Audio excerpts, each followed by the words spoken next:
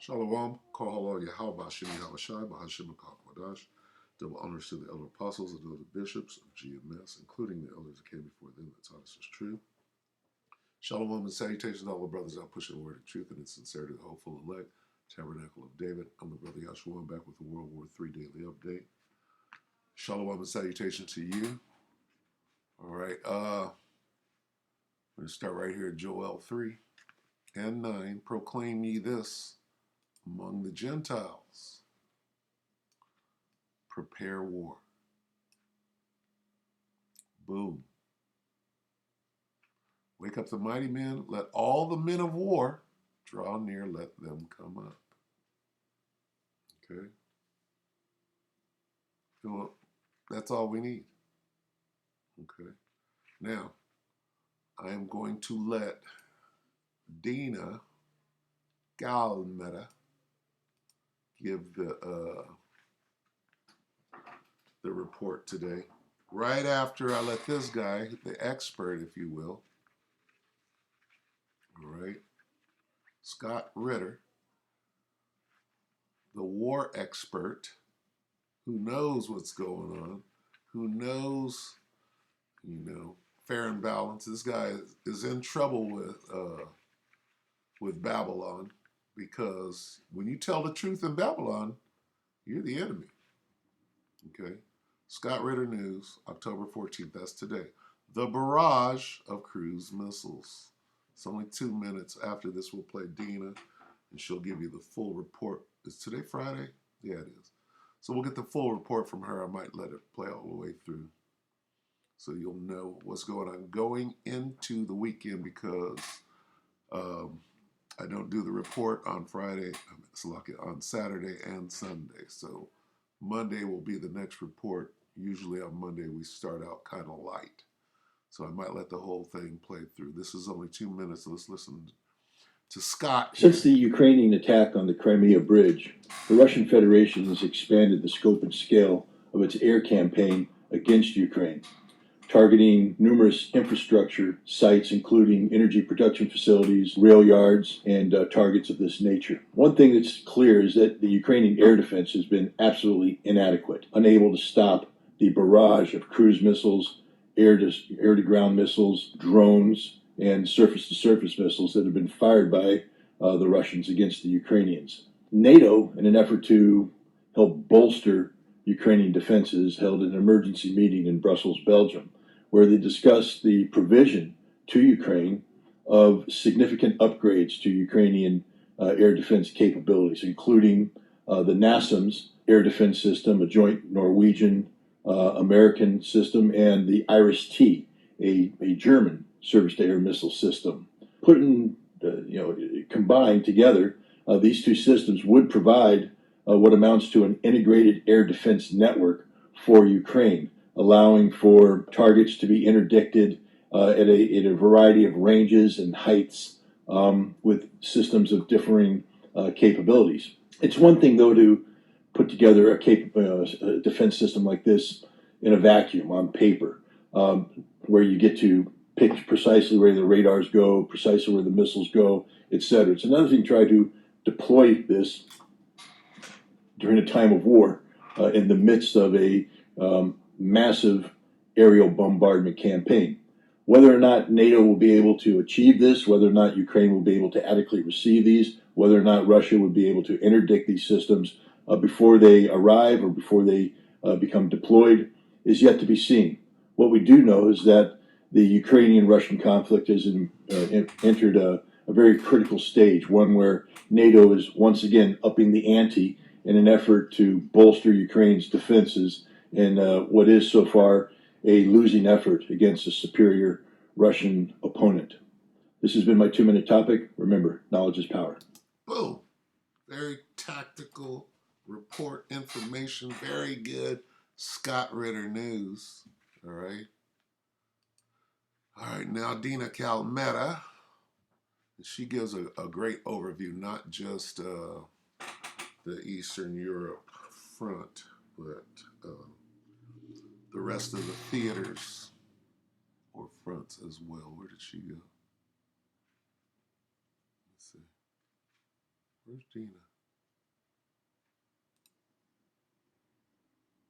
That's it. Here it is right here. Okay, so a little more here. Give you the full view. All right, so we'll start this at the beginning. This is Dina Amelia Calmetta. Okay. Today, nuke bombers 20 miles from NATO. See that word there? It's a big word. Trending. Kremlin officials warn of WW3. Russia and NATO both hold drills. Okay. Let's see. Let me go through this real quick. You will hear the following in this what? Report. Right? This is the WW3 Daily update. Putin moves in bombers to airbase near Finland and Norway borders Kremlin. Kremlin officials warn of guaranteed escalation, that's big, to catastrophic WW3, world-ending in war with Putin could wipe out 5 billion people. This is huge. People and block out the sun for years, experts warn. Russia and NATO are both holding drills despite rising tensions. Russian security officials warn of WW3 if Ukraine joins NATO. Biden vows consequences, that's a straight threat, for Saudi Arabia over OPEC decision. Saudi Arabia pushes back at U.S. outrage over oil cuts. Meeting Putin.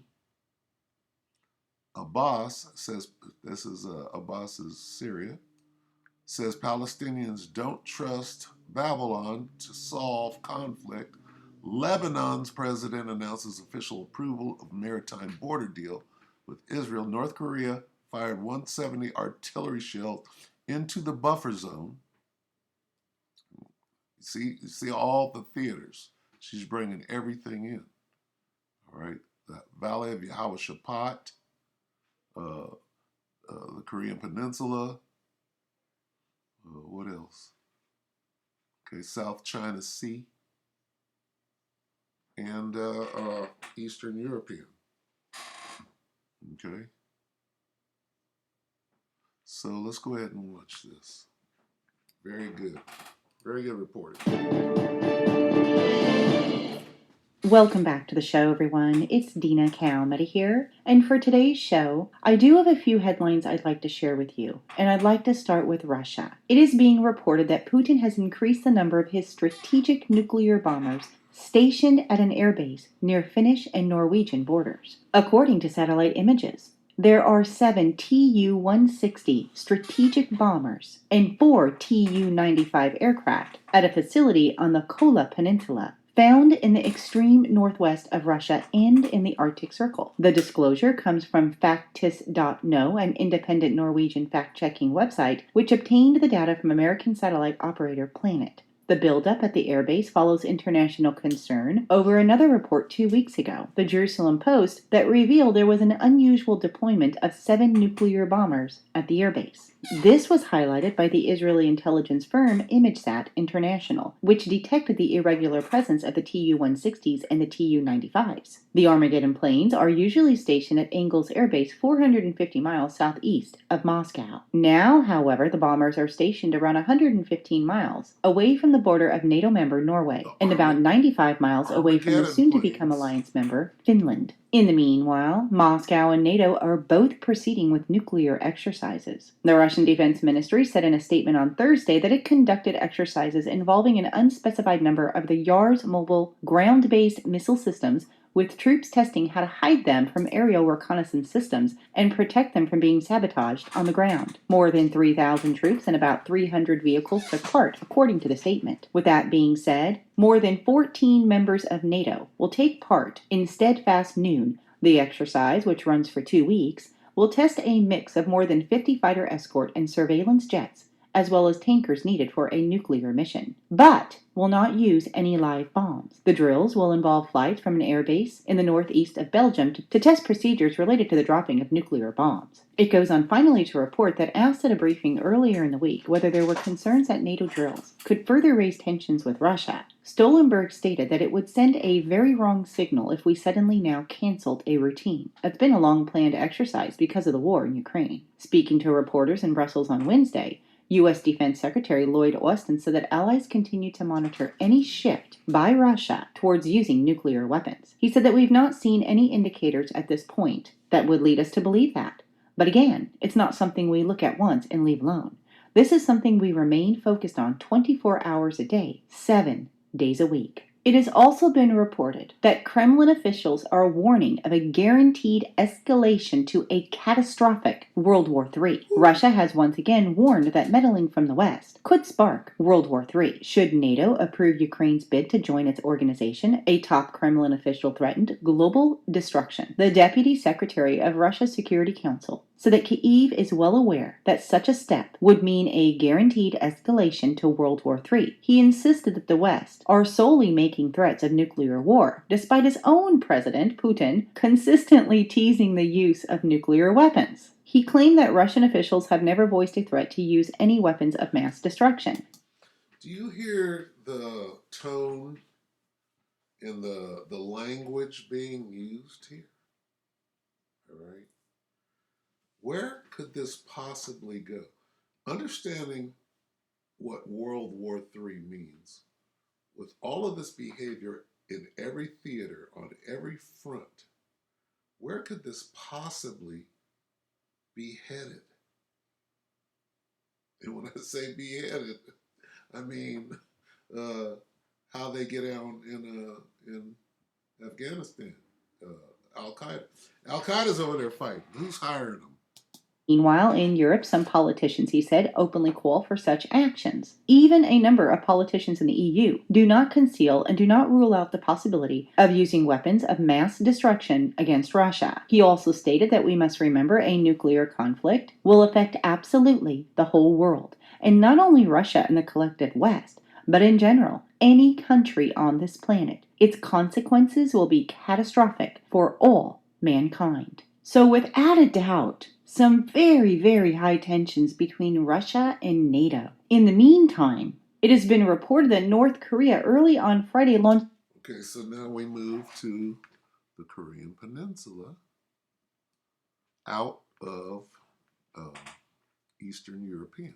In the meantime, it has been reported that North Korea early on Friday launched a short-range ballistic missile towards its eastern waters and flew warplanes near the border with South Korea, further raising animosities triggered by the North's recent barrage of weapon tests. The North Korean move suggests it would keep up a provocative run of the weapons tests designed to bolster its nuclear capability. Some experts say that North Korea would eventually want the United States and others to accept it as a... Would eventually want who?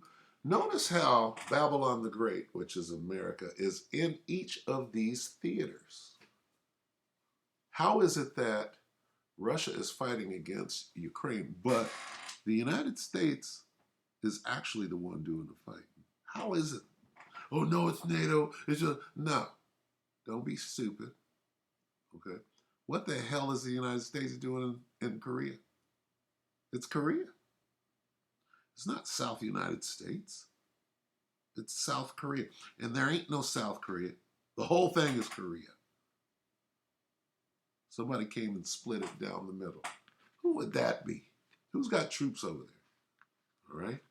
Wake the fuck up. Others to accept it as a nuclear state, lifting economic sanctions and making other concessions. South Korea's Joint Chiefs of Staff have boosted its surveillance posture and maintains military readiness in close coordination with the U.S. The Japanese defense minister stated that whatever the intentions are, North Korea's repeated ballistic missile launches are absolutely impermissible and cannot overlook its substantial advancement of missile technology. North Korea's series of actions poses a threat to Japan, as well as the region and the international community, and are absolutely intolerable.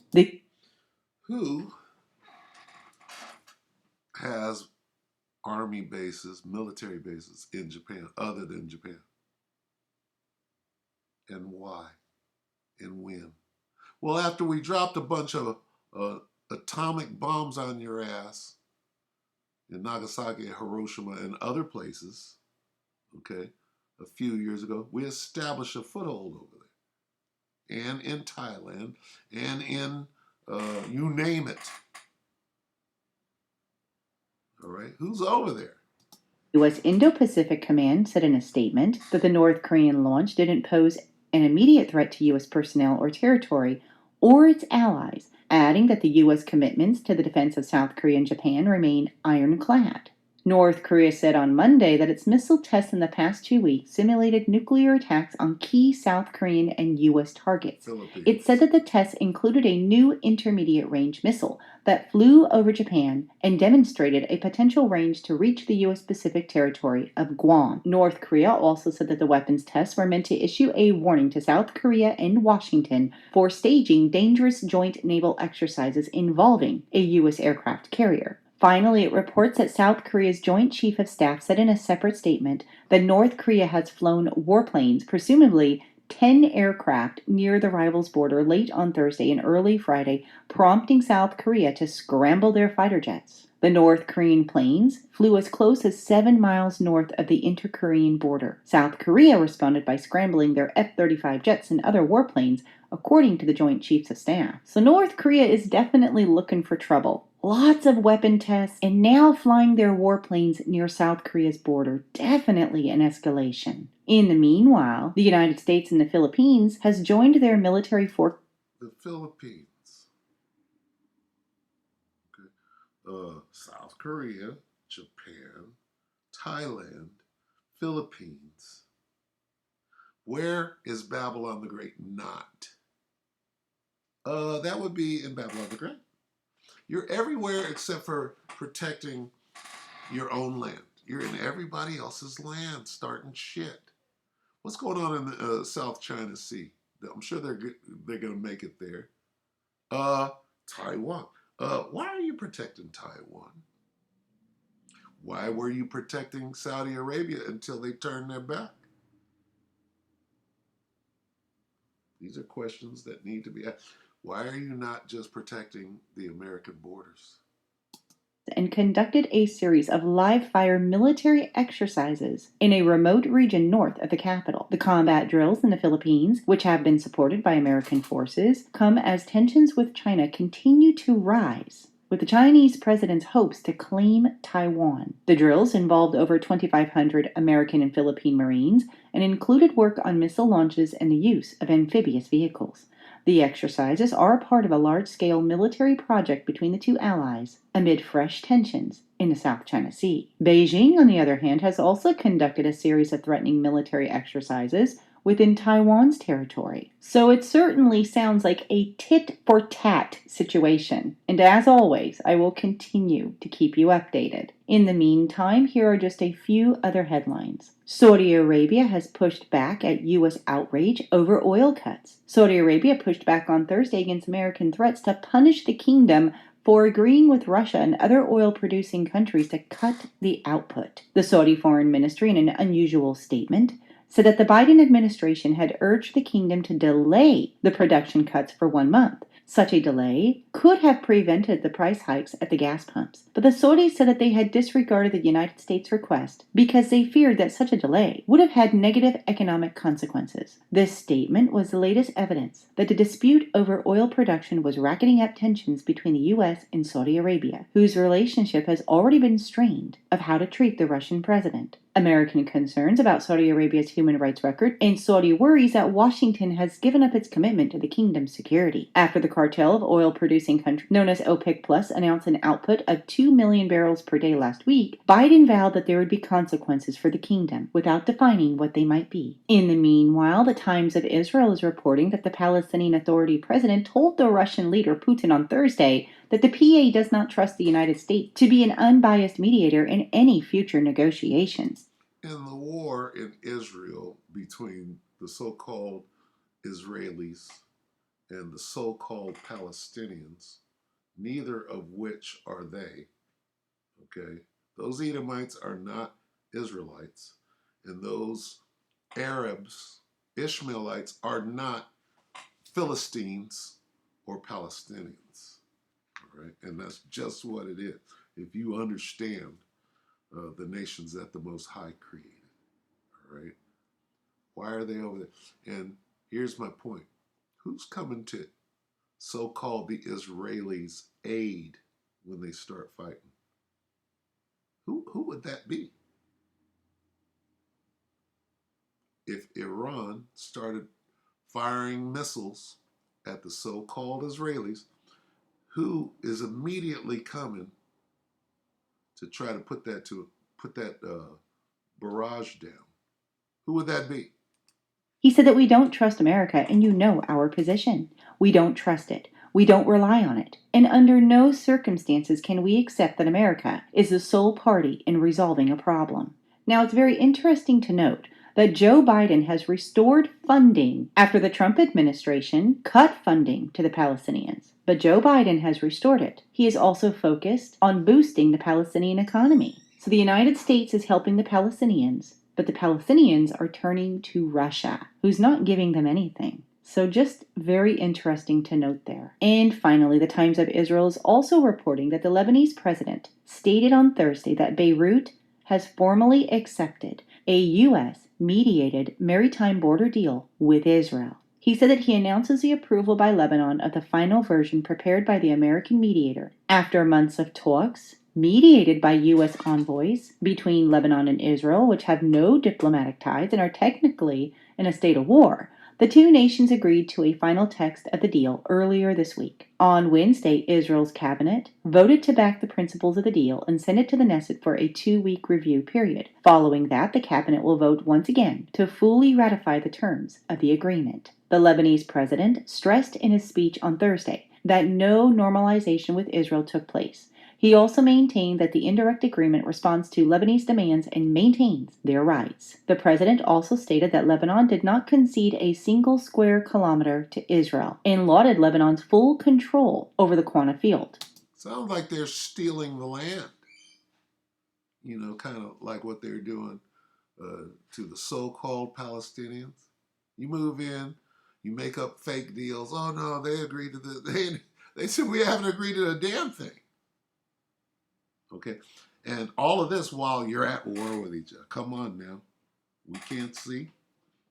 All right, you coveting fields and take them by force. Lebanon continues to refuse to recognize the existence of the State of Israel. Finally, it goes on to report that announcing the deal on Tuesday, Prime Minister Lapid said that the agreement would strengthen Israel's security, inject billions into Israel's economy, and ensure the stability of their northern border. Must be a puppet regime over there. Prime Minister also said that the deal staves off a potential war with Hezbollah and denied claims by opposition figures that it would funnel money to the Lebanese terror group. This deal, he said, secures the energy security of the State of Israel and will bring in billions in revenue that every family in Israel will benefit from. So definitely very interesting news there, and I wanted to also bring you guys an update concerning that issue. And as always, I will continue to keep you updated on. Good job, Dina. All right, so I'm going to get one precept on the way out to let you know ain't nobody cooling down. All right? Ain't nobody making no peace deal. Let's get that.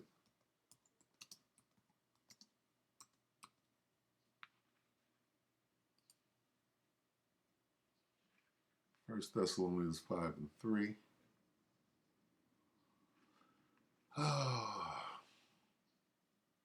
For when they shall say, peace and safety, that's what they're trying to say. Oh, we're coming together. Then sudden destruction cometh upon them, as travail upon a woman with child, and they shall not escape. Ain't no peace and safety. Okay? This thing is going to get worse and worse and worse, and the whole world will be at war with each other right before the coming of Yahweh Bashem Yahushai and the angels to finalize the destruction. Okay? Let's get that real quick. Let's go back to Joel. Where'd my Joel go? Okay.